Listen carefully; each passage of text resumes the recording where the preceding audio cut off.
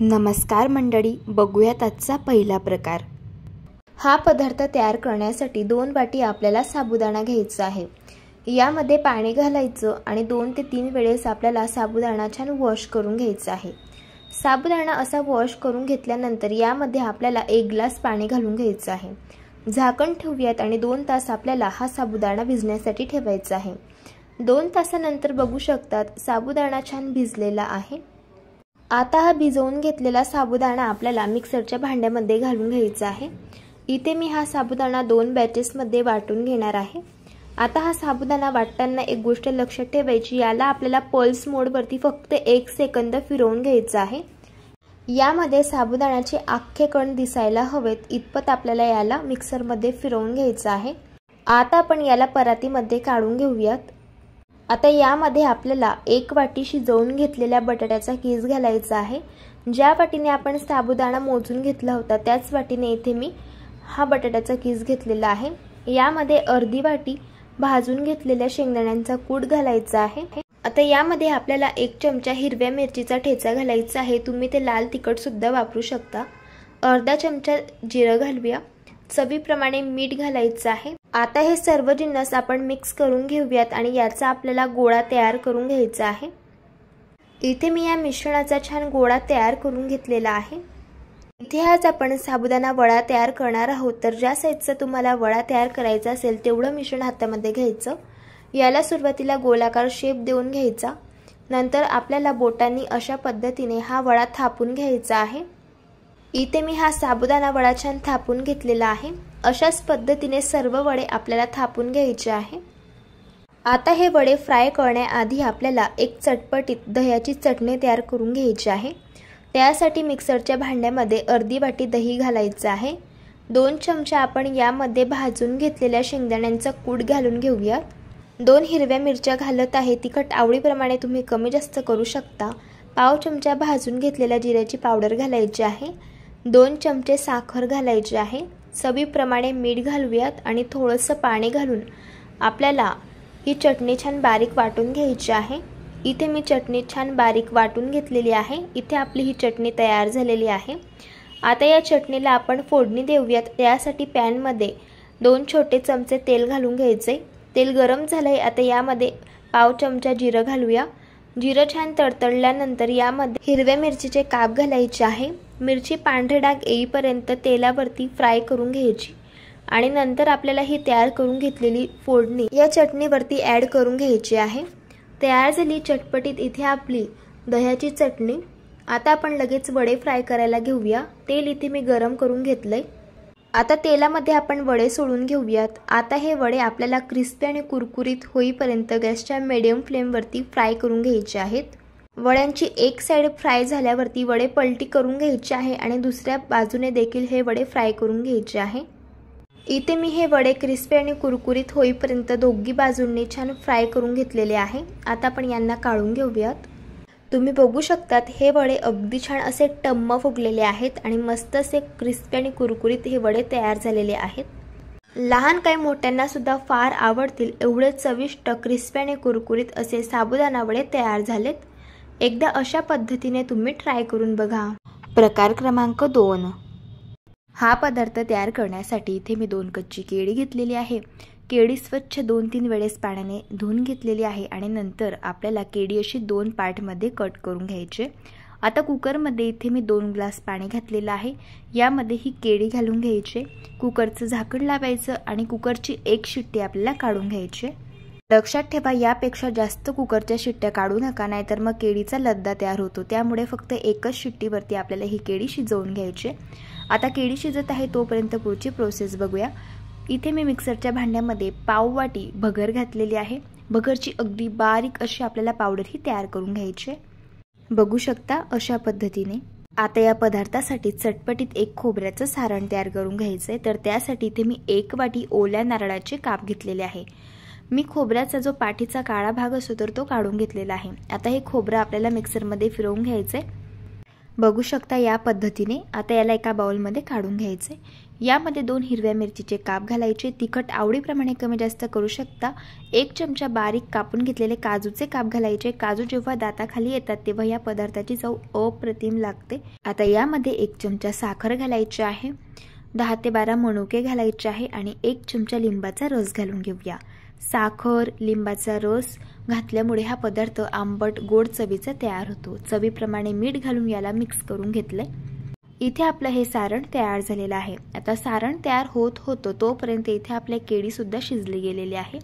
अशी केळीमध्ये सुरी रोवून बघायची। बघा मस्त अशी मऊसूत केळी शिजली गेलेली आहे। आता ही केळी थंड होण्यासाठी एका प्लेटमध्ये काढून घेऊया। केळी थंड होत आहे तोपर्यंत आपण या पदार्थासोबत खाण्यासाठी चटपटीत चटणी तयार करून घेऊ। मिक्सरच्या भांड्यामध्ये अर्धी वाटी भाजून घेतलेले शेंगदाणे घातले। यामध्ये अर्धी वाटी खोबऱ्याचा किस घालून घेतल्या। 3 ते 4 हिरव्या मिरच्या घातलेल्या आहे। 1 चमचा दही घातलं। चवीप्रमाणे मीठ घालून घ्यायचं आहे आणि थोडंसं पाणी घालून आपल्याला चटणी ही अगदी बारीक वाटून घ्यायची आहे। इथे मी ही चटणी वाटून घेतलेली आहे। आता चटणीला फोडणी देण्यासाठी पॅन मध्ये 2 छोटे चमचे तेल कडकडीत गरम करून घेतलं। यामध्ये अर्धा चमचा जिरं घालून घ्यायचंय। जिरं जर उपवासाला खात असाल तरच तुम्ही जिरं वापरू शकता। आता ही तयार करून घेतलेली फोडणी या चटणीवरती घालून घेतली। बघा चटपटीत अशी शेंगदाण्याची चटणी तयार झाली। चटणी तयार होत होती तोपर्यंत केळी सुद्धा थंड झालेली आहे। केळीची साल आपल्याला अशी काढून घ्यायची। अशाच पद्धतीने बाकीच्या केळीची साल सुद्धा मी काढून घेतलेली आहे। आता इथे मी एक बाउल घेतलेला आहे। यामध्ये आपल्याला ही केळी अशा प्रकारे किसून घ्यायची आहे। इथे केळी मी किसून घेतली। आता यामध्ये आपल्याला ही तयार करून घेतलेली भगरची पावडर घालायची। अर्धी वाटी यामध्ये राजगिऱ्याचं पीठ घालायचं। राजगिऱ्याच्या पिठामुळे या पदार्थाची चव दुपटीने वाढते। चवीप्रमाणे मीठ घालून घ्यायचे आणि हे सर्व जिन्नस हाताने चांगले मिक्स करून घ्यायचे आहे आणि याचा आपल्याला गोळा हा तयार करून घ्यायचा आहे। लक्षात ठेवायचं यामध्ये अजिबात पाण्याचा वापर करायचा नाही। केळीमध्ये पाण्याचं मॉइश्चर असतं त्यामध्येच अशा पद्धतीने हे पीठ आपल्याला तयार करून घ्यायचे। आता इथे आपल्याला कचोरी तयार करायची आहे तर थोडंसं पीठ हातामध्ये घेतलं, साधारण लिंबाच्या साईज एवढं पीठ हातामध्ये घेतलं, याचा असा गोळा तयार करून घेतला। आता बोटाच्या 2 अंगठ्यांनी आपल्याला अशा पद्धतीने हे पीठ असं फिरवत जायचंय आणि याची आपल्याला वाटीही तयार करून घ्यायची। आता यामध्ये आपल्याला हे तयार करून घेतलेलं खोबऱ्याचं स्टफिंग घालून घ्यायचंय। साधारण 1.5 चमचा इथे मी हे खोबऱ्याचं स्टफिंग घातलेलं आहे। थोडंसं याला हाताने प्रेस करून घेतलं। आता ही वाटी अशी हाताने आपल्याला गोल फिरवत जायची आहे आणि जे पीठ आहे तर ते वरती उचलत जायचे आणि स्टफिंग बोटाने असं दाबत जायचे आतमध्ये आणि अशा पद्धतीने आपल्याला ही कचोरी बंद करून घ्यायची। जे एक्स्ट्राचं उरलेलं पीठ आहे तर ते आपल्याला असं काढून घ्यायचे आणि थोडंसं बोटाने याला असं प्लेन करून घ्यायचे। आता पुन्हा हाताने याला असं गोल फिरवून घेऊया। बघा इथे आपली मस्त अशी ही कचोरी तयार झालेली आहे। याच पद्धतीने मी सर्व कचोऱ्या तयार करून घेतल्या। आता कचोरी फ्राय करून घेऊया तर त्यासाठी तेल इथे मी गरम करून घेतलं। यामध्ये या कचोऱ्या घालून घ्यायच्या। आता ही कचोरी गॅसच्या मीडियम फ्लेमवरती आपल्याला क्रिस्पी आणि कुरकुरीत होईपर्यंत फ्राय करून घ्यायचे। कचोरी हलकीशी गोल्डन रंगावरती फ्राय झाल्यावरती असे हिला पलटी करून घ्यायचे आणि दुसऱ्या बाजूने देखील फ्राय करून घ्यायचे। इथे मी ही कचोरी दोघी बाजूंनी गॅसच्या मीडियम फ्लेमवरती फ्राय करून घेतले। आता आपण हिला काढून घेऊया। बघा मस्त अशी क्रिस्पी कुरकुरीत अशी ही कचोरी आपली तयार झालेली आहे। कचोरीला रंग देखील खूप सुरेख आलेला आहे। अशी ही केळीची कचोरी चवीला अप्रतिम लागते। लहान काय मोठे सुद्धा फार आवडीने खातील इतकी चविष्ट तयार होते। तुम्ही या पद्धतीने या उपवासाला नक्कीच ट्राय करून बघा। प्रकार क्रमांक 3। हा पदार्थ तयार करण्यासाठी इथे आपल्याला भगरचं पीठ लागणार आहे। भगरला वरई देखील म्हटलं जातं। इथे मी भगर गिरणीमधून दळून आणलेली आहे। आता इथे आपल्याला बरोबर 2 वाटी एवढं हे भगरचं पीठ घ्यायचं आहे। यामध्ये चवीप्रमाणे मीठ घालून घ्यायचं आहे आणि हे सर्व जिन्नस सुरुवातीला मिक्स करून घ्यायचे। याला मिक्स करून घेतले। आता यामध्ये आपल्याला पाणी घालून घ्यायचे। तर पाणी आपल्याला गरम करून घ्यायचे आणि गरम करून घेतलेलं पाणी असं थोडं थोडं घालायचे आणि याचं आपल्याला पीठ हे मळून घ्यायचे। इथे आज आपण भगरची भाकर तयार करणार आहोत तर त्यासाठी इथे मी पीठ हे मळून घेतलेलं आहे। असं हे पीठ मळून घेतल्यानंतर 4 ते 5 मिनिटं हाताने असं मॅश करून करून हे पीठ मळून घ्यायचे। असं हे पीठ मळून घेतल्यामुळे पिठाला चिकटपणा येतो आणि त्यामुळेच भगरची भाकर अगदी लुसलुशीत अशी तयार होते। आता पीठ मळून घेतलेलं आहे। यातील आपल्याला अर्धा गोळा घ्यायचा आहे आणि याला थोडंसं हाताने पुन्हा मळून घ्यायचं आहे आणि याचा आपल्याला अशा पद्धतीचा उंडा हा तयार करून घ्यायचा आहे। आता आपण भाकरी थापून घेणार आहोत, तर थोडंसं भगरीचं पीठ असं ताटामध्ये घालून घ्यायचे। तयार करून घेतलेल्या या उंड्यावरती देखील थोडंसं पीठ घालायचे आणि हाताला देखील थोडं पीठ लावून घ्यायचे आणि या पद्धतीने आपल्याला ही भाकर छान थापून घ्यायची। ही भाकरी थापताना एक गोष्ट लक्षात ठेवायची, भाकरी आपल्याला थोडीशी पातळ अशी थापून घ्यायची। अशी पातळ भाकरी थापून घेतल्यामुळे मऊ लुसलुशीत अशा या भाकरी तयार होतात। भाकरी थापून घेतलेली आहे, आता आपण हिला भाजून घेऊया। त्यासाठी तवा गरम करून घेतला, यावरती ही भाकरी घालून घ्यायची आहे। आता भाकरीवरती थोडंसं पाणी घालायचं आहे आणि हे पाणी आपल्याला या भाकरीवरती लावून घ्यायचंय। आता गॅसची फ्लेम मोठी ठेवायची आहे आणि ही भाकरी आपल्याला गॅसच्या मोठ्या फ्लेमवरती भाजून घ्यायची आहे। भाकरीची वरची बाजू थोडीशी कोरडी झाल्यानंतर आपल्याला हिला उलटून घ्यायचं आहे आणि भाकरी आपल्याला भाजून घ्यायची आहे। आता तुम्ही बघू शकता, भाकरी इथे आपली फुगायला सुरुवात झालेली आहे। मस्त अशी भाकरी टम्म फुगलेली आहे। तयार झाली इथे आपली मस्त अशी ही भगरीची भाकर। चवीला अगदी छान लागते आणि सगळ्यात महत्त्वाचं मऊ लुसलुशीत अशी ही भाकरी तयार होते। याच पद्धतीने मी सर्व भाकरी तयार करून घेतलेल्या आहे। आता भाकरीसोबत खाण्यासाठी आपल्याला पिठलं तयार करायचं आहे।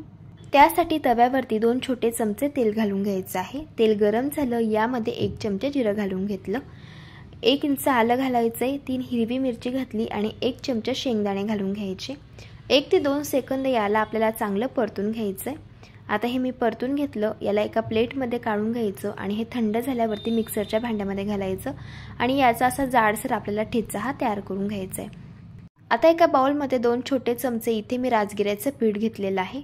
यामध्ये थोडं थोडं पाणी घालायचं आणि याचं आपल्याला अशा पद्धतीचं बॅटर हे तयार करून घ्यायचंय। आता लगेच पिठलं कसं बनवायचं ते बघूया। तर त्यासाठी कढईमध्ये आपल्याला 2 छोटे चमचे तेल घालून घ्यायचं आहे। तयार करून घेतलेला हा ठेचा आपल्याला यात घालायचा आहे।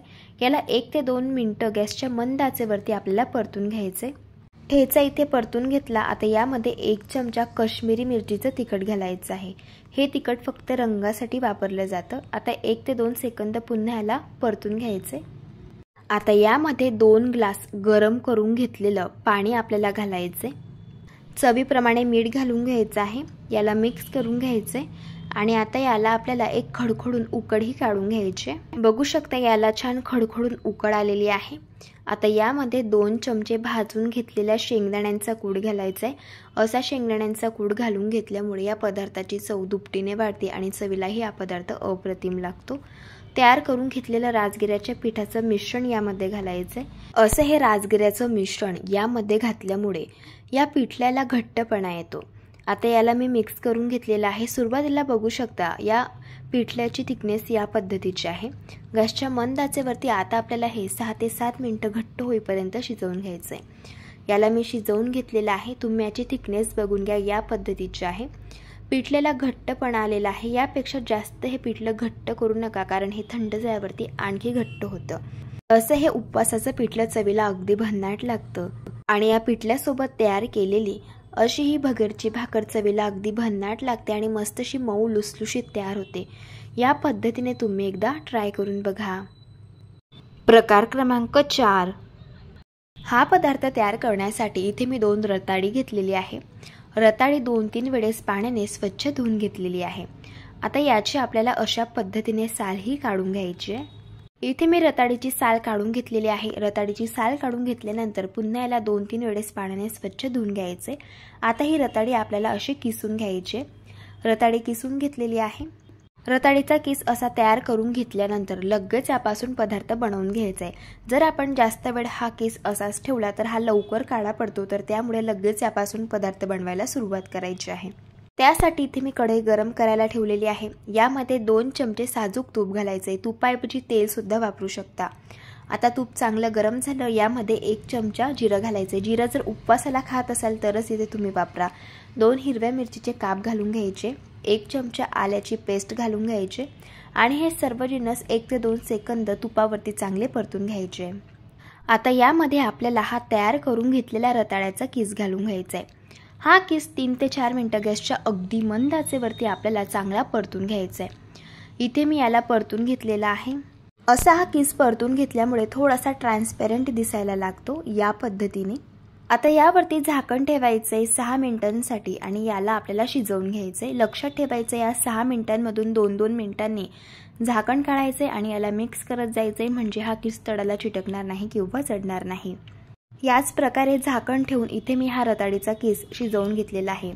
रताळी किसून घेतलेली होती, त्यामुळे हा किस शिजायला जास्त काही वेळ लागत नाही। अगदी 6 ते 7 मिनिटांमध्ये हा किस शिजला जातो।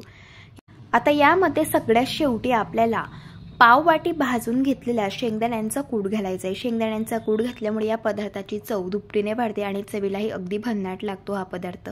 चवीप्रमाणे मीठ घालून घ्यायचे आणि हे सर्व जिन्नस आपल्याला चांगले मिक्स करून घ्यायचे। तयार झाला इथे आपला हा रताळीचा उपमा। चवीला अगदी भन्नाट लागतो। जर तुम्हाला रताळी उकडून खायची नसेल त्यावेळेस तुम्ही असा हा रताळीचा उपमा तयार करून घेऊ शकता।